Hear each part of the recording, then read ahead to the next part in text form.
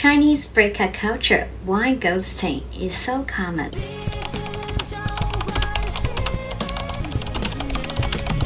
In China, the phenomenon of ghosting, 突然消失, 突然 suddenly, 消失 disappear, cutting off all communication without explanation, has become a common way to end relationships, both romantic and platonic. This behavior reflects deeper cultural, social, and technological influences. You meet her through a dating app and right away the conversation just flows, no awkward small talk. You're debating your favorite movies, sharing stupid memes, even joking about the phone pickup lines you have both gotten. It's easy, fun, even after a week of non-stopping texting, you suggest meeting up. She agrees instantly, yeah, let's do it. And you feel that little spark of excitement. The day itself goes well, at least as far as you can tell. You grab coffee, walk around the city, end up talking for 3 hours. She laughs at your dumb jokes as follow-up questions. And when you part ways, she even says, hey, we should do this again. So you text her the next day. Had a great time, let me know when you're free for round 2. You wait. Maybe she's busy, maybe her phone died, maybe she's just the type who takes a while to reply. But days pass and nothing. Your brain starts running. Worst case scenario. Was it something I said? Do I misread everything? Finally, after 3 days of silence, you send her a casual follow-up just to check in. You tell yourself, hey, hope you're doing alright. No pressure. Just wanted to make sure everything is okay. Still, nothing. And just like that, the girl who's texting you paragraphs about her weird dreams last week cannot even spare time to say, hey, sorry, not interested. You tell yourself, it's whatever. But then it seems you were this close to draft a heartfelt message about how you are totally fine with honesty. But there she is. You saw her active on dating apps, new pictures. You stare at the screen like it had personally betrayed you.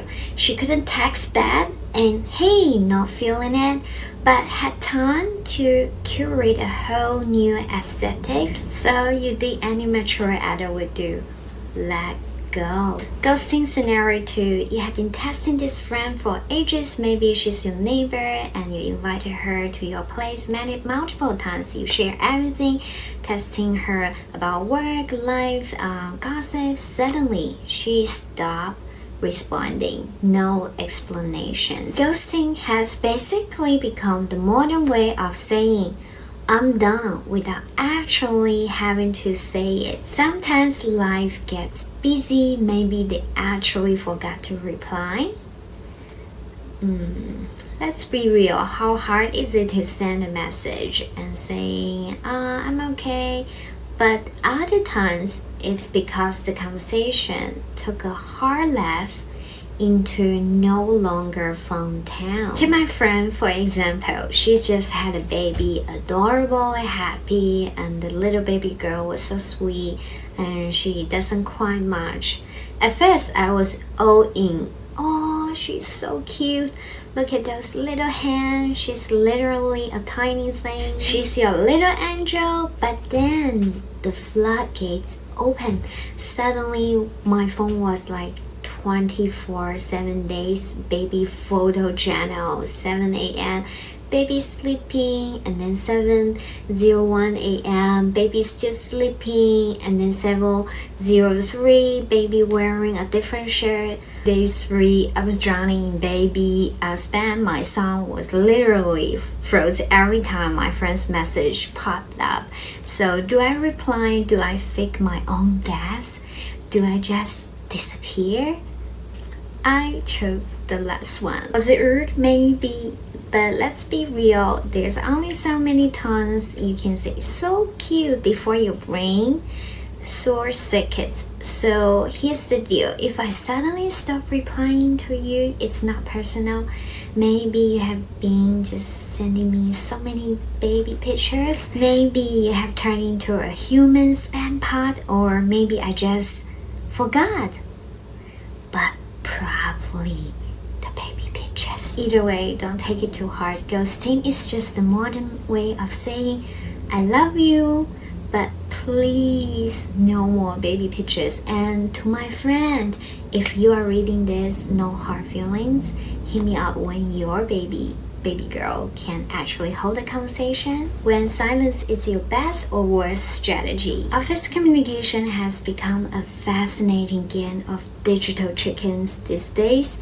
You send a perfectly reasonable message about a real work issue and suddenly, poof, you are left staring at the lonely rat receipt with no reply inside. When silence is cowardice, we all have been there. You raise a legitimate concern in the most professional way possible, only to be met with silence. The real kicker, when they finally do respond, it is to suggest you are being too emotional. Classic projection from people who confuse leadership with avoidance. These masters of cooperate ghosting have turned into ignoring problems into an Olympic sport, or while their inboxes filled up with unaddressed issues. When silence is survival. But here's the twist, sometimes ghosting is the smartest move in your playbook. When the one colleague won't take no for an answer and keeps pestering you, cutting off the attention supplies works wonder. No replies, no engagement. They eventually move on to bother someone else. It's like training a chatbots with negative reinforcement. Surely modern tech give us wonderful tools for this dance of avoidance. Red receives tell you exactly when someone's ignoring you. The mark as unread feature, lets you pretend you didn't see it, and that uncomfortable request. And the best part, you can always clean it. It must have gotten buried in my inbox later. When in doubt, wait 3 to 5 business days before following up. It's the corporate version of playing hard to get. At the end of the day, workplace ghosting is just the professional version of the age-old question. If a message gets read but no one replies, did it really happen? The answer apparently it's only if HR gets involved. So the first thing is that avoiding confrontation. Chinese culture, sometimes it can be so direct, sometimes it can be so indirect. So in this way, Chinese culture here, they emphasizing on face, 面子, saving face. Directly rejecting someone or discussing breakup reasons can be seen as a confrontational and embarrassing. So ghosting allows people to exit quietly without causing public conflicts or hurting the other person's dignity. Indirect communication. Chinese girls, if they don't like you or they see you pretty ugly, they won't directly say that, oh, you're so ugly, I don't like you.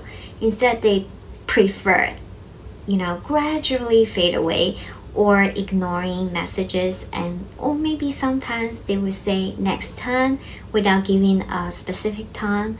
Being late. The reason why ghosting is so common in China is that the social pressure and the family expectations.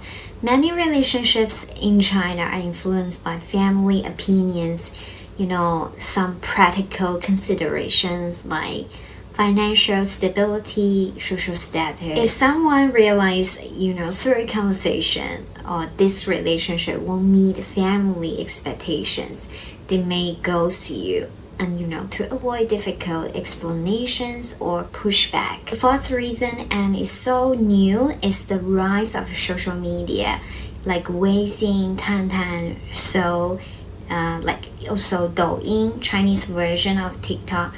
makes it so easier, so much easier to disconnect without discountability. So online interactions feel less real, reducing guilt and disappearing. It can be some believe that giving a reason for a breakup lead to emotional outbursts like bad. So ghosting is seen as a way to pretend drama and make the separation cleaner. And also because ghosting is so common, many people expect it and may not even demand closure. Some see it as a polite rejection compared to harsh words, so it often leaves the other person confused. Is ghosting rude in China? A lot of people might see it as immature or disrespectful. And also some younger people, especially in cities, and they view it as a normal part of modern dating. However, many still prefer a clear but gentle rejection over being left in the dark. And that, my friends, that is the unspoken art of ghosting in China. Whether you are dodging baby spam at 3 a.m. or strategically ignoring the urgent email from Gary, somebody else. I'm Sapphire, by the way, your guide to the chaotic, unspoken roots of modern communication in China. Now tell me, have you ever been ghosted? Or have you ghosted someone? No judgment. Maybe just a little. Drop your comments, I will read them. If you ghost me after this video, I will know.